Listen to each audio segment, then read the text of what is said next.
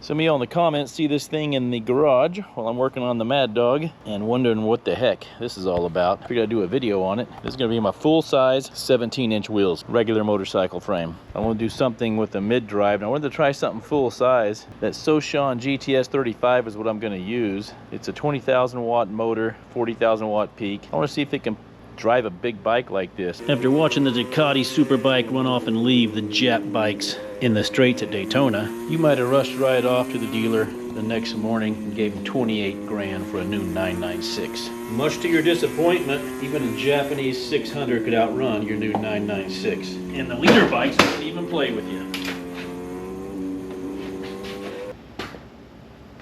And this is how you check clearance. Let the forks come all the way out. Collapse this thing all the way. And make sure it doesn't hit in here. Make sure the belly pan doesn't hit the ground. Because you didn't get the F01, you got the Biposto. So Carl Fogarty, riding that Foggy, had different suspension, different wheels, different brakes, different motor. You just ended up kind of looking like a guy who raced Daytona on a bike that kind of looked like a bike that raced Daytona. Different frame and different swing arm. So don't tell me my Ducati's not real. I ordered these really cool fairings from China.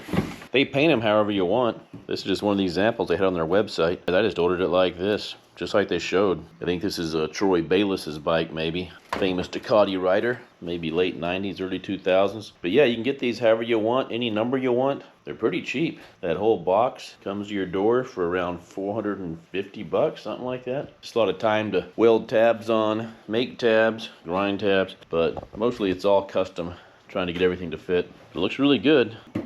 A nice solid mount on that.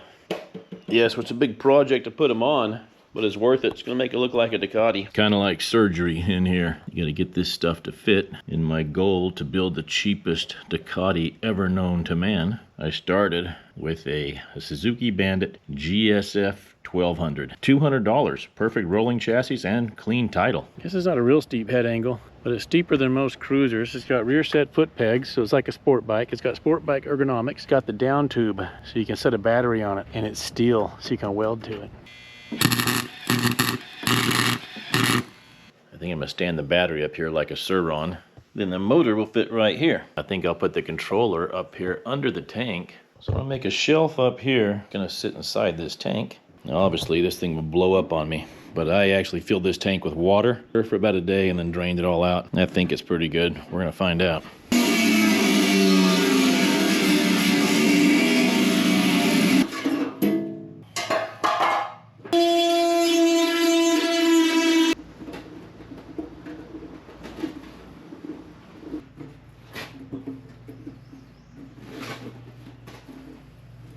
I was in disbelief that I got a donor bike with a perfect gas tank. And of course, while I was doing that mod, I dropped it, dented the front, put scratches in it. Unreal. That'll hide the controller and the wiring and look real nice. Let's show you a cool ghetto trick here. Just rebuild your forks on your donor bike because they'll probably be clapped out. The fork seal sets here, dust cover sets here. And I don't typically run dust covers. I don't like them because water still gets below them. I leave the dust covers off. Your fork still sits down in there and it leaves you a ledge where water collects. It rusts and pits your forks. So you need new tubes because as these go up and down between the seals, the oil leaks out and it scratches the seals. The chrome on these forks is amazingly strong. So I've taken a fine file and I've made sure that there's no bumps sticking up. You can sand this chrome. I've wire brushed it out, try to get all the rust out of the pits, cleaned it with some carb cleaner, get any grease out of there, any oil, and then I'm gonna Bondo it with JB Weld. JB Weld to be super resistant to all chemicals and oils. Let that dry, and I'm gonna sand that. And you can get that to seal with that oil seal again. That JB Weld's plenty strong enough to go up and down on that seal. That's smooth enough for the seals now.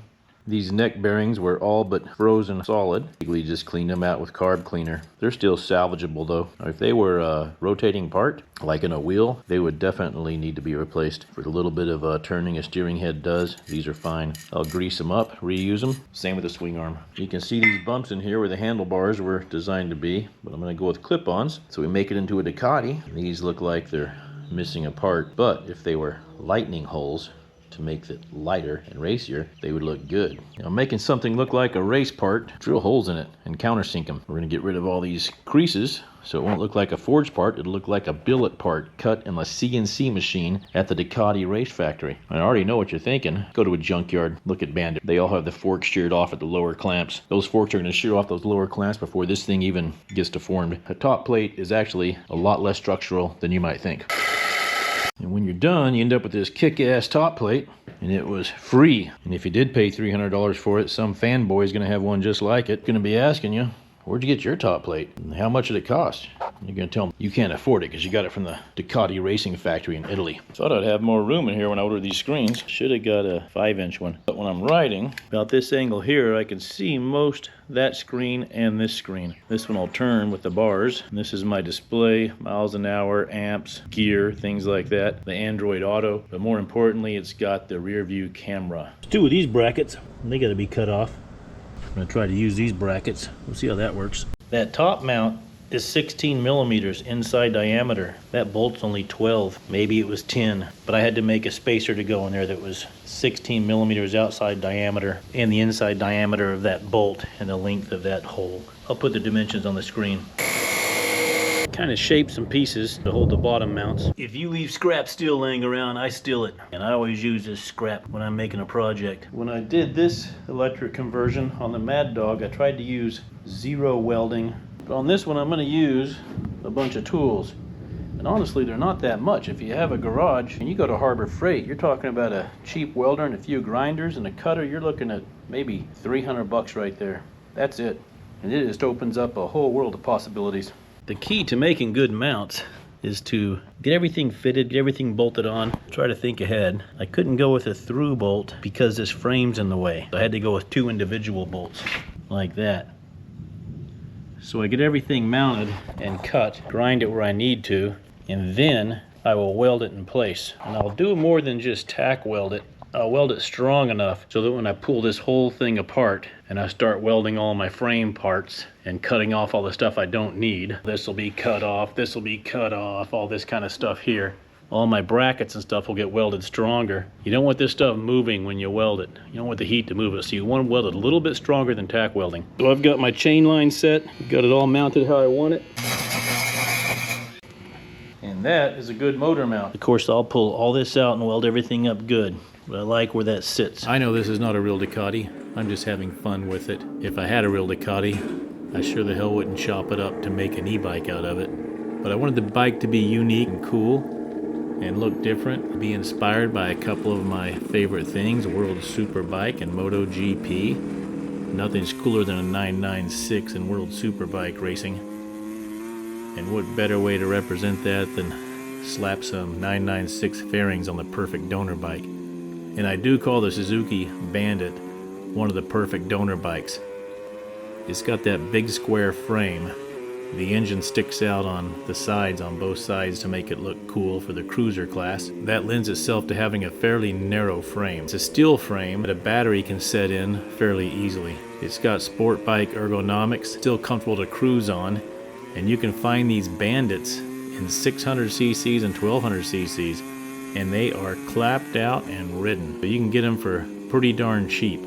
Like I said, $200 for this one, title and all, and it's a pretty clean frame. This is a gear reduction motor, so there's some math involved. Who the hell knows how fast it's going to go? I don't even know how to do the math. 0 to 15,000 RPM. A far driver will only take you to 12,000 RPM. A far driver race model will take you to 15,000 RPM. I've got to calculate the RPM after the gear reduction and then to the final drive. I think I'll make a whole video on how to do this. Is how to get your gearing right. What size sprockets I need to make this work. And sure, you can gear it for 500 miles an hour, but you're never going to take off. The motor won't have the power to even accelerate. Or you could gear it for 40 miles an hour, and the motor would have so much power it would just wheelie over or burn out. When you're talking about a one-gear motorcycle, you need to find a happy medium. Something that's peppy on the takeoff and quick, but still has some good top speed. How do you even figure that out? That's going to be one of the videos. A lot of the garbage cut off the rear end here. kind of trying to streamline it. I've got the fairings fit on. I think the donor chassis is set up pretty good to start moving on now. So the next phase, I need to do a lot of wiring, headlights, tail lights, horns, blinkers, brake lights, wire something to a pump. This is a water-cooled engine. Got to have a radiator. A lot of wiring. Maybe I'll make a video on just the wiring, because this is a harness from scratch. This bike had no wiring on it. Ignition switch, relays, brake switches. I can probably start ordering the battery. I know what size I need now. I had a pretty good idea of the size I wanted when I put these fairings on, so I made the fairings a little bit wider than a Ducati would have. And after I get the radiator fit in there, I'm gonna know exactly what'll fit for a battery, and I'll make that order.